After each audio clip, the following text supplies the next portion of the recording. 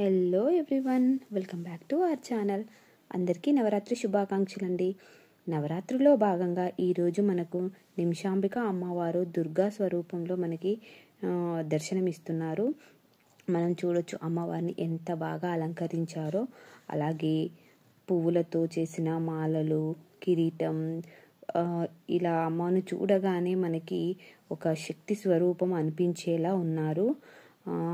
అమ్మ ముందు కూడా పూలతో అలంకరణ మనం చూడొచ్చు, ఎంత బాగా చేశారు. అలాగే అమ్మకు వెనక వైపులా అన్ని రకాల ఆయుధాలతో అమ్మవారు మనకి దర్శనమిస్తున్నారు.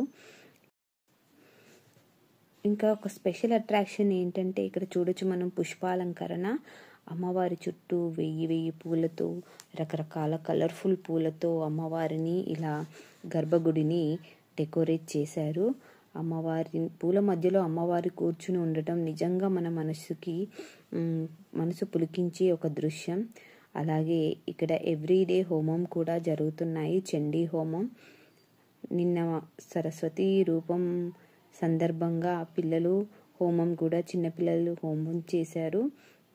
అది కూడా చాలా బాగా అనిపించింది. నవరాత్రి గురించి చెప్పుకోవాలంటే నిమిషాంబిక అమ్మవారు నవరాత్రుల్లో మనకి ప్రతిరోజు ఒక్కొక్క డిఫరెంట్ అలంకరణతో చాలా మహిమగల తల్లి మనందరికీ దర్శనమిస్తూ ఉంటారు. ఈ ఫెస్టివల్ టైంలో అమ్మవారిని ప్రతిరోజుగా డిఫరెంట్ అలంకారాలను దర్శించుకోవడం అనేది కూడా ఒక బ్లెస్సింగ్ అనుకోవచ్చు.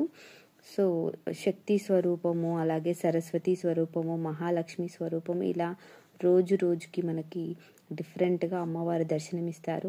లలిత త్రిపుర సుందరి రూపంలో నెక్స్ట్ డే అలా అన్నపూర్ణాదేవి, ఇలా మనకి అమ్మవారిని అలంకరిస్తారు. సో మనకు అమ్మవారు అలా కొత్త అలంకరణ చూసేందుకు మన భక్తులు కూడా చాలామంది ఇక్కడ వస్తారు. ఈ విధంగా వేరు అలంకరణ చూసే ఛాన్స్ దొరకడం నిజంగా బ్లెస్సింగ్ అనుకోవచ్చు. అది నాకు బ్లెస్సింగ్ అనే భావిస్తున్నాను. అమ్మను ఒకసారి చూసిన వెంటనే మనసులో ఉన్న టెన్షన్, స్ట్రెస్ అనేది పోతాయి. చివరగా మనకి హారతి సమయంలో కూడా అట్మాస్ఫియర్ అద్భుతంగా ఉంటుంది. దీపాల వెలుగులో అమ్మవారు దేదీప్యమానంగా మనకి అమ్మవారు దర్శనమిస్తుంటారు. సో ఫ్రెండ్స్, మీరు కూడా ఒకసారి నిమిషాంబాదేవి టెంపుల్ బోడుపల్లికి వచ్చి అమ్మవారిని దర్శించుకోండి. అలాగే అమ్మవారి బ్లెస్సింగ్స్ తీసుకోండి. డెఫినెట్గా మనకి మంచి జరుగుతుంది, ఒక పాజిటివ్ వైబ్ కలుగుతుంది. సో మీకు ఈ వీడియో నచ్చినట్లయితే మీ ఫ్రెండ్స్ అండ్ ఫ్యామిలీ మెంబర్స్తో షేర్ చేసుకోండి. అలాగే ఇలాంటి మరిన్ని డివోషనల్ అప్డేట్స్ కోసం ఛానల్ని సబ్స్క్రైబ్ చేసుకోవడం మర్చిపోవద్దు.